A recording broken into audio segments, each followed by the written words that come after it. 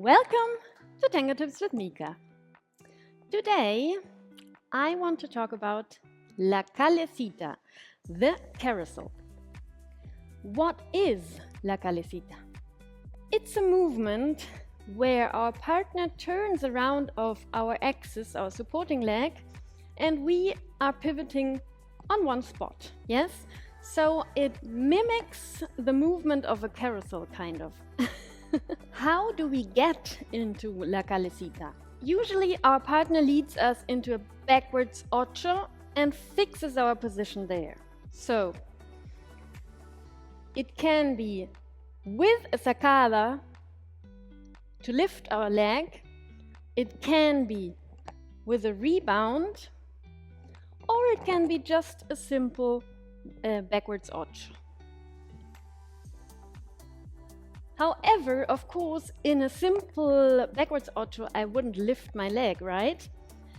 This is because my partner over-rotates my upper body, okay? This makes me lift the leg from the ground, okay? Let's have a look at the details.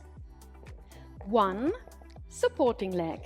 My supporting leg has to squeeze into the ground like a corkscrew.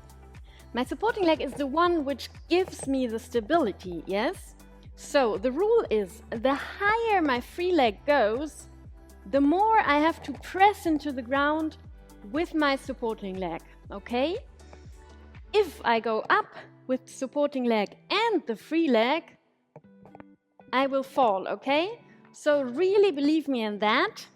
Not only do I press my leg into the ground, but I squeeze, yes, like a corkscrew. You have to imagine a drill going through the floor. And this helps me to liberate my free leg, yes? If not, I will have tension here and I won't be able to do any embellishments. And this is what you're looking for, right? 2. Upper body. So it's absolutely important that you don't use your shoulders to follow him. Yes, he's turning around of you and I'm following him with my upper body. But my shoulders have to be parallel to the floor. If not, I'm in a diagonal and will fall and put all the weight on him. No. What I have to use to turn my upper body is the rib, yes? So we have these two floating ribs here, and I will use the left one turning backwards. So it's much less than you think. If I go with the shoulder, I will fall down. I just use the rib to turn backwards, and I'm super in my axis. I can relax my elbows, and I can touch him, follow him, but I'm free to express, okay? And of course, hold your belly. Don't forget that, yes? Because if you relax your belly, it won't work. 3. Free leg. The free leg is the one that is the expressive part in this figure, of course. So with the free leg, we are drawing the melody, we are drawing embellishments, we are free to express. But there are some rules we have to bear in mind. Look at this. I never lift my leg higher than when my hip gets involved, okay? So my hip always has to stay parallel to the floor. I can go really high if I have the flexibility, but the limit is my hip. So if here I start turning my hip, it's too much, yes? So maybe you just lift until here, which is perfectly okay, yes? Everybody is different. Here, for me, I can still control my hip. But if I go higher, I will turn my hip. And this will throw us completely out of balance, yes? Think of lifting just your knee, okay? The knee, and this will liberate your free leg. If you think of the whole leg, you will use a lot of tension here in the muscles. And also, the excess of muscle strength will pull us out of our axis, yes? So just the knee, and ta-da, I can do whatever I want. And this is what we're looking for again. 4 embellishments. Now this is the moment you have been waiting for, I know it. So I'm giving you some options to embellish in La Calesita. Let's have a look. The first option is really simple. I caress the floor and I caress my leg. Show you from this side. I caress my leg, the outside part. Okay, I go up until I arrive to my limit, and now from the knee on downwards, I change the side and go down until the patito. Okay? Option number 2, I lift, and now from the knee to the point of my foot, I design a circle outwards. Okay?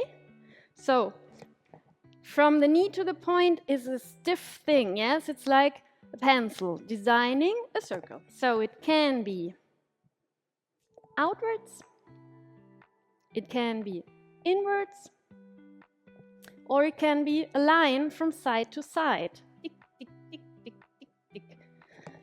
Now, this depends, of course, on the music you want to interpret, okay? The third option I want to give you is my favorite. I really enjoy doing this because of the squeezing feeling. I call it the stork, yes, a bit like what it reminds me of. I start touching the ground, crossing in front, going up, touching the outside part of my leg, but now I cross behind. And you see what my foot does? Yes, it really grabs my leg. And then I will go down while pivoting.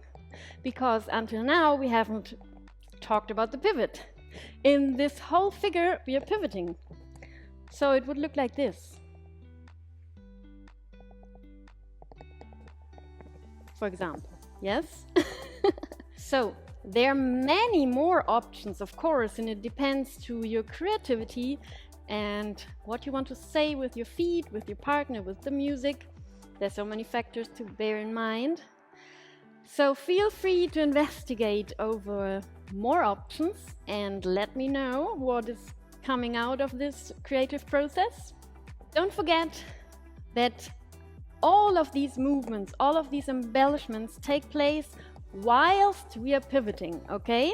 So it's not a fixed position, but we are turning in the whole thing, like in a carousel.